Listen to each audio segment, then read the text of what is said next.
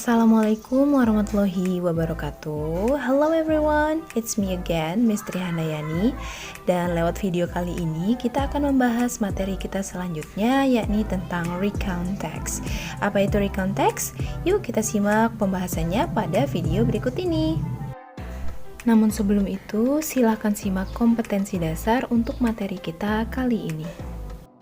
Well, recount text. So what is recount text? Apa sih recount text itu?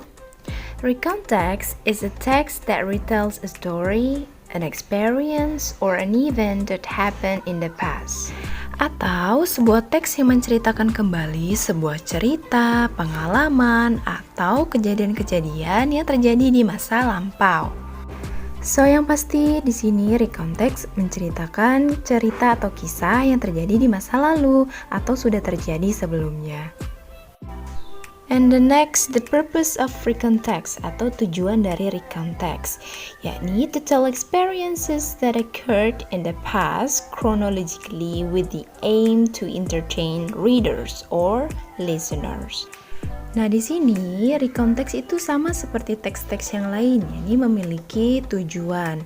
Tujuannya adalah untuk menceritakan pengalaman-pengalaman, ya kan, yang terjadi di masa lalu secara kronologikal atau berurutan. Selain itu tujuannya adalah untuk menghibur baik pembaca atau pendengar yang mendengarkan recount text tersebut. Next, kita masuk ke language features atau ciri kebahasaan yang dimiliki oleh recount text. Nah, akan sangat mudah bagi kalian untuk mengenali teks recount apabila kalian sudah memahami ciri-ciri dari teks itu. Nah, ada apa saja sih language features dari recount text? Yang pertama, using simple past tense, ya. Dia menggunakan tenses simple past tense. Kalau kalian masih lupa atau bingung, kalian bisa cek lagi di video misteri sebelumnya. And the next, using action verb seperti sent, taught, made, move, dan lain sebagainya ya. Yang pasti menggunakan past participle. And then using chronological connection, menggunakan kata penghubung yang menghubungkan satu kalimat dengan kalimat yang lain atau satu paragraf dengan paragraf lain. Contohnya, then, first, finally, and etc. Next kind of recount text. So, recount text is divided into three. Jadi, recount text ini dibagi ke dalam 3 jenis. The first one is experience, yakni menceritakan pengalaman pribadi penulis. And then the second one is biography, menceritakan tentang riwayat hidup seorang tokoh.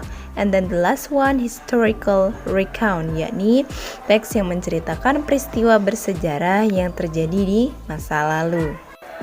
Namun, pada video kali ini kita akan fokuskan pembahasan pada experience recount text atau teks yang berisi tentang pengalaman pribadi, baik pengalaman buruk ataupun sebaliknya.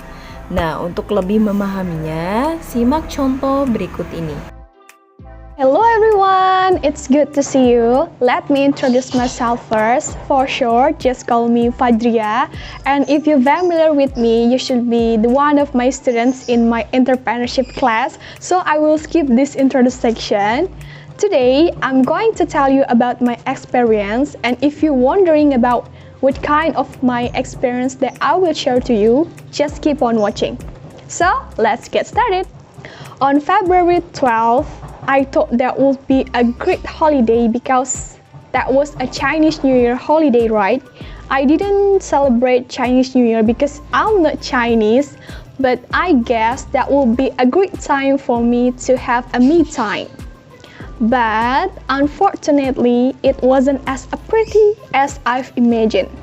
First, like a common daughter, I had to get up earlier to help my mother. Of course, after I prayed. Then I did dish, clean up my room, and did my bed.